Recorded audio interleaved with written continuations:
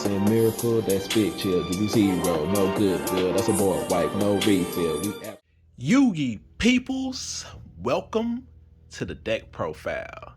Alright, so this one right here is the deck that we played at the Fort Worth Regional this past weekend. We got our invite.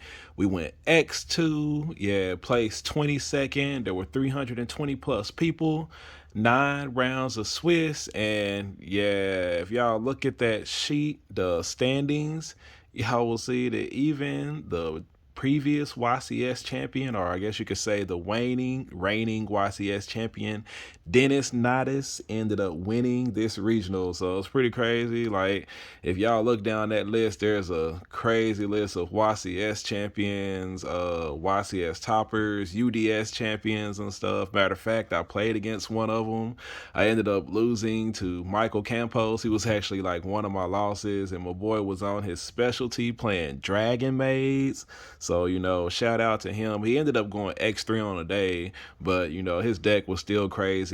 Game 3, I think that was the only game that I really just bricked, and it was because I drew like Shadow Mist. Shadow Mist was my only hero, and, typically when you brick, it's like one of the Destiny heroes, Shadow Mist, or Liquid Soldier by themselves, and unfortunately they just don't do too much. But it's been a tough, long road, tough season for be a hero player.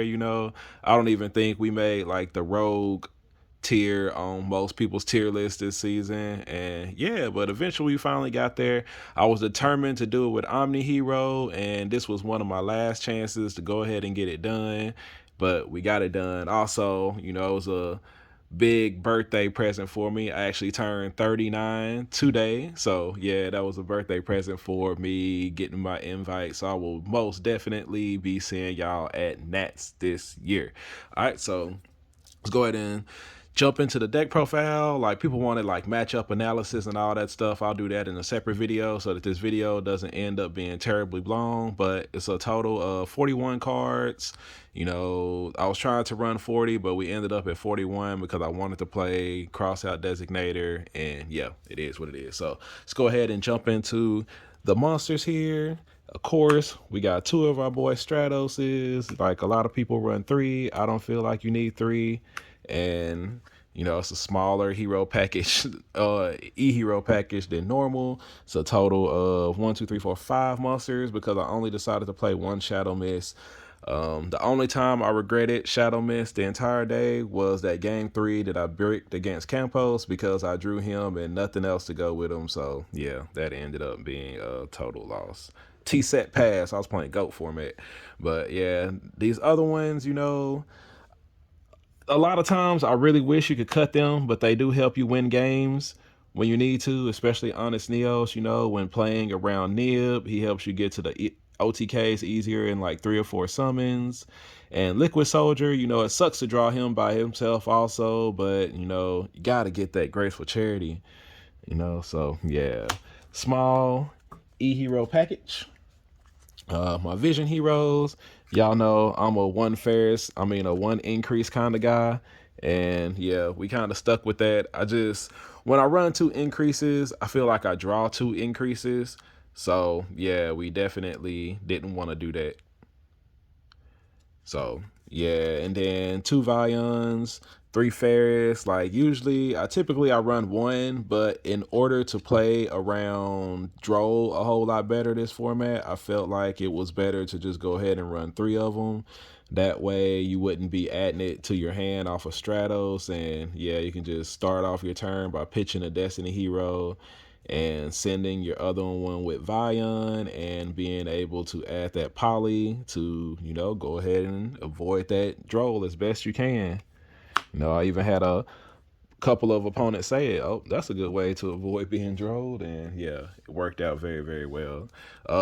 Also, one thing I forgot to mention when playing droll, like, depending on what my hand looked like, I would, start off by normal summon Vion, sending Shadow Mist, and waiting to see if they had a response. If they didn't have a response, I would go ahead and activate Mass Change on Vion's effect to go ahead and bring out Dark Law to avoid cards like Valor and Droll. And then off of Shadow Mist, you can add Ferris. And then as long as you got another hero in hand, you'll be able to use Ferris's effect to special summon out, another Vion. And with that Vion, you'll end up, adding a Poly. But it's a good way to avoid being Drolled or effect Valored, mostly is to play around Droll. So yeah, that also helped out quite a bit during the tournament. Oops, grab my other Vision Heroes and put the vines and stuff on top. And then, normal D Hero package, Plasma, Dark Angel, Denier. Yeah, I didn't really use either one of these too much. It seemed like my round one, I played against Pearly, which I ended up losing in time, but probably the only person the entire day that mained or had a out to Dark Angel inside of their extra deck. Yeah, it got turned into a relinquished Anima. So yeah, that was kind of a little bit unfortunately. So, when playing against Pearly, keep that in mind. They could be doing relinquished Anima. It's a really good way because it's a level 1. Relinquished Anima requires a level 1, and yeah, they just do that. I never got to do the Wake Up Your Elemental Hero DPE Plasma combo. Like, I don't know. The times I got hit with Nib, it didn't really matter. I had like one game where my opponent nibbed me, but I could just tell by the little smug look that he had on his face that he had Nib in his head. He was just waiting for me to reach that point to go into the battle phase. So I ended up saving like my Mally in the graveyard after I put it back on top with Denier, and then I saved my Liquid Soldier. So after he nibbed me, I was able to, poly using the Mally that I brought out of my deck and using the Liquid Soldier in my hand to make Sunrise, and then Sunrise, Ab-Zero, and yeah, we still like attacked him for game. Like he was really salty. So yeah, because he was looking a little bit too smug there. But yeah, those are the Destiny Heroes, that's my monster count. And before we jump into the rest of it, don't forget to check out my sponsors, Meta TCG, whether it be the Yugi's, the Pokies, or the Gathering. You can buy, sell, and trade with them, and they got you. Use my code MHERO, and you'll save 5% on your stuff right there. All right, so now after the monsters, we'll talk about my hand traps, or look at my hand traps. We got Nib, 2 Ash, 2 Droll, 2 Imperm. Just wanted to, have 2 of at least everything. That way, in case I drew one, there was still another target in deck for Crossout Designator to go ahead and hit. Like, I didn't end up hitting too many Nibs. Like, I mostly played around Nib the entire tournament. Imperm, I had to hit a couple times, but the most hit cards were definitely Ash and Droll. Like, so many of my turns had to start off with Fusion Destiny, and yeah, I crossed out at least 5 or 6 Ashes and probably like 4 Drolls during the course of the tournament. So there was never a time where I had Crossout Designator and regretted it. I know a lot of people, don't like to run Crossout Designator because it can be a brick sometimes. And yeah, it is a brick sometimes, but a whole lot more other times you need it to ensure that your combo goes through. And also, have extra deck, or side deck targets for Crossout Designator, and y'all will get to see those. And yeah, Crossout Designator even crossed out a couple of those during the tournament, and it helped me win quite a few matches. So yeah, so a total of 2, 4, 6, 8 hand traps. Looking at our spells, like it's pretty standard Omni Hero build. We got 3 Hero Lives, 3 Fusion Destinies, and then the Call by the Grave with 2 Crossout Designators. I wanted to run 3 Crossout Designators, but I really wanted to avoid going more than like 41 cards, and 41 I felt like was kind of pushing it.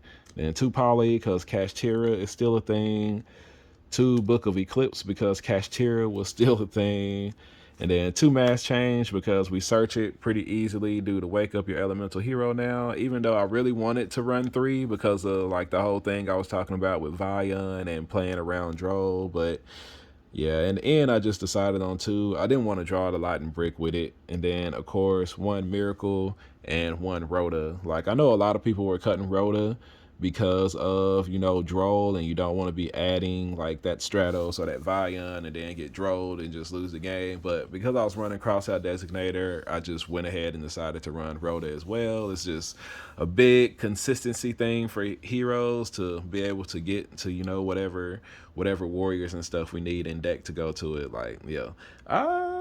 This everything was awesome.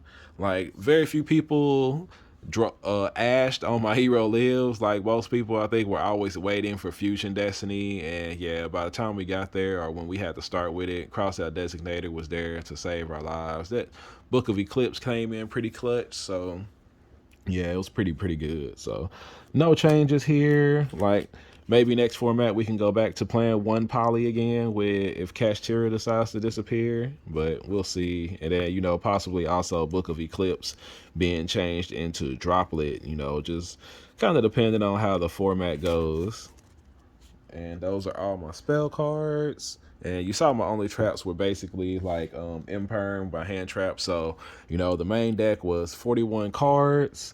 And I will look at the extra deck, my Link Monsters, 2 Cross Crusaders, 1 Dread Decimator, 1 Wonder Driver. I really wanted to run 2 Wonder Drivers. Like, I just like having 2 Wonder Drivers off in there. The times when I did it, it just seemed like so amazing to me. But because right now, because what's his name, because Kashtira exists, you know, you have to run 2 Cross Crusaders. Like, he's really essential to the combo. You really don't want them banishing him and not having to out to it. Dread Decimator was also awesome so much because, like, during the course of the tournament, or even like when playtesting and doing test hands and stuff, I realized that when I get drolled, I can still, like, say for instance I didn't have the ability to add Plasma or to add Dark Angel because I got drolled really early, you could still, like, you know, make your DPE like you usually do, and then also, you know, bring them out onto the board again and make your Dystopia, and then be able to have Dread Decimator to increase Dystopia's attack so that you have 2 pops on your opponent's turn instead of just 1. But, like, one thing to remember when you're making that play is if you only have to use a poly once and you're using a Fusion Destiny to bring out the other one, make sure you use Fusion Destiny to bring out DPE. Use the Fusion Destiny to bring DPE, even if you know that's later on and you bring out Dystopia first, because, you know, with Fusion Destiny, at the end of your opponent's turn, that Destiny hero monster gets destroyed, and you don't want your Dystopia to get destroyed like that if you can avoid it. But yeah, and Dystopia did help me win, you know, but, you know, that's my extra heroes right there. My masked heroes, 2 Dark Law, 1 Blast. You know, I feel like it's kind of like really appropriate to run Mass Hero Acid right now with all the, you know, Labyrinth decks that are running around out there. I just didn't have room for it because I was trying to make sure that I don't lose to Kashtira. So just 2 Dark Law, 1 Blast. I don't think I summoned Blast all day, but Dark Law multiple times throughout the day. He's still doing his thing. Then we got my Destiny heroes, 2 Phoenix Enforcer, 1 Dystopia, 1 Dangerous, yeah, Kashtira, so we have to run 2. The 1 Dystopia for time wins. Also, like I said, there were games where I would get drolled really early, so I wanted to be able to, you know, still put out, like, like multiple interruptions against my opponent. So I found that Dystopia was that extra pop, and, you know, a lot of people cut it out, and then I also feel like a lot of people only think to use it in time, but because of Droll being inside the format, like, I won like 3 or 4 games because I was able to have that extra pop with Dystopia. It, like, really helped get me there a lot. Dangerous did help me out a couple of times, especially when I drew, like, I think I want to say I drew like Increase twice, and which one of them was ended up being against Photons at the top tables, y'all. It was pretty crazy, but I got to tell y'all about that match when we do like my matchup analysis and everything and stuff, because it was crazy. It was wild. So yeah, so Dystopia, Dangerous, 2 Phoenix Enforcers, my Destiny hero extra deck package, and then my Elemental heroes, Sunrise, Ab Zero, and Wake Up. Like, man, the Wake Up, I did have one game where the damage that he does to your opponent, like I got gammaed, and I got gammaed on one of them, and so he had like the vanilla what is his name, driver out there. So I like was able to hit my opponent for 25 like after it died as a result of battle. Then I popped it with DPE to bring out Stratos and um to search for Honest Neos, and yeah, it was like game time on that one. But yeah, we gotta have Sunrise, because you know when he hits the board, your opponent's life's ending. And we got Big Chill and Wake Up, of course.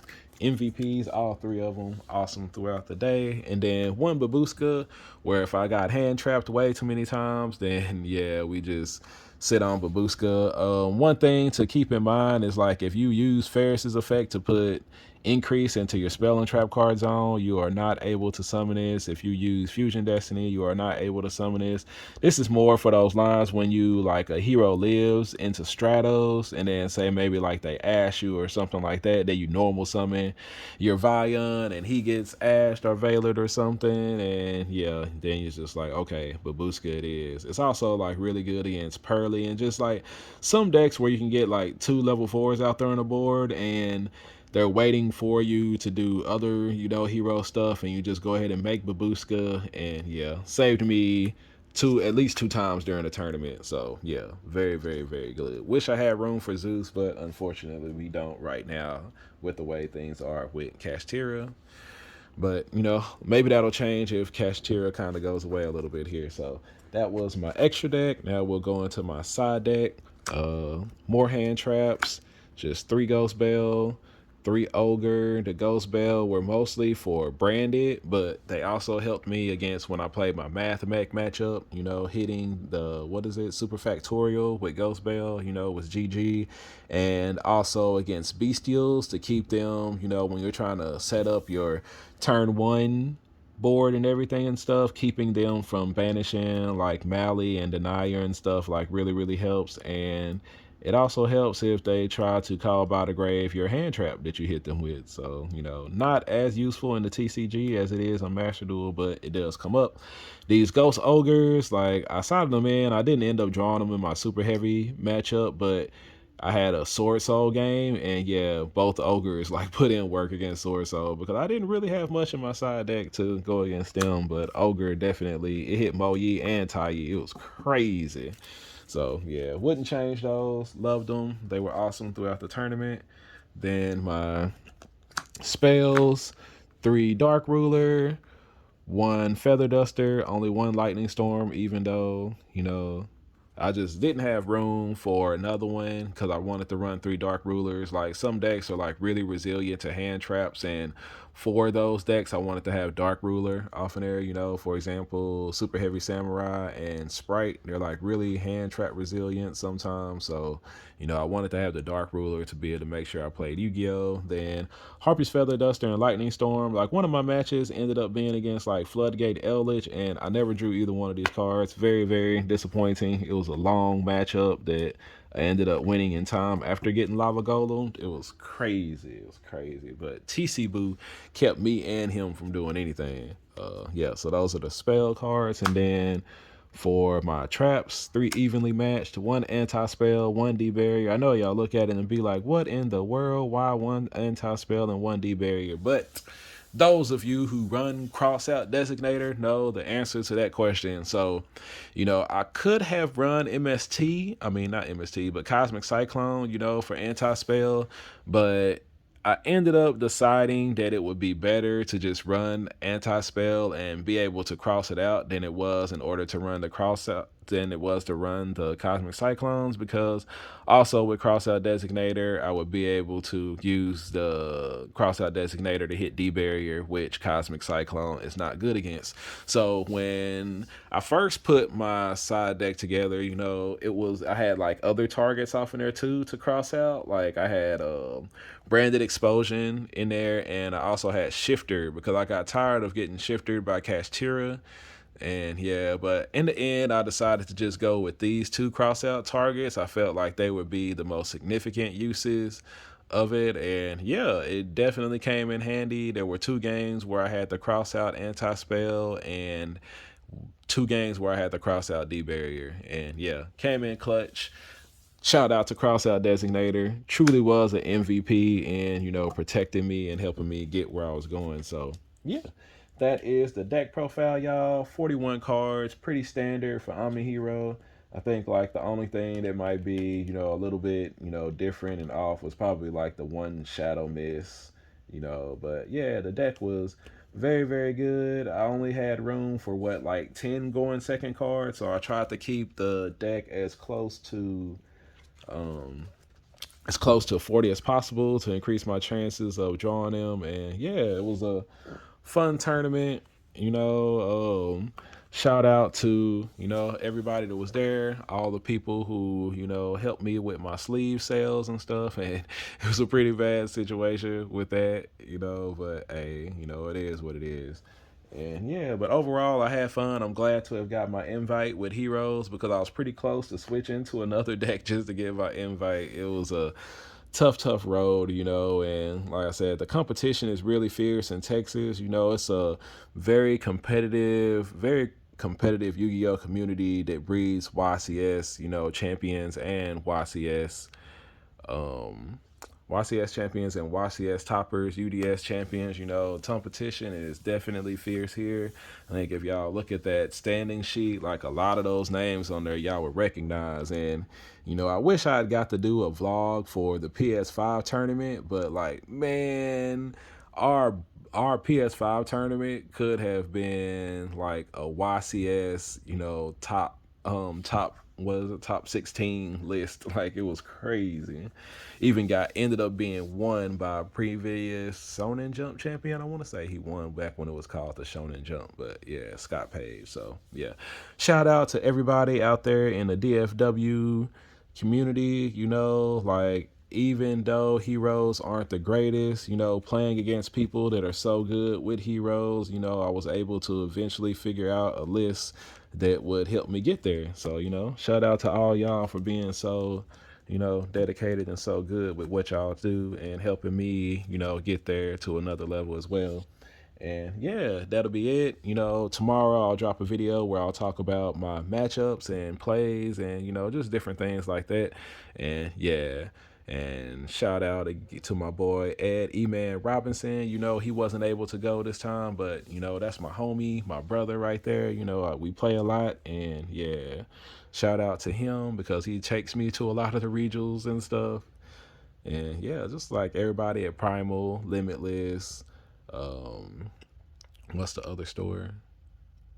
Evolution Games, shout out to all of them. And once again, check out Meta TCG. They supply my playmat, my jersey, my cards, and, my entry fees and stuff. They're really, really cool. They look out for your boy, so y'all look out for them. Appreciate everybody for staying a while to listen, and I will catch y'all on the next video. My wingman, he come through, he level up, he go cool, he's shining out and popping to over 9K, that's a breakthrough, we on top now, here's a look at our world.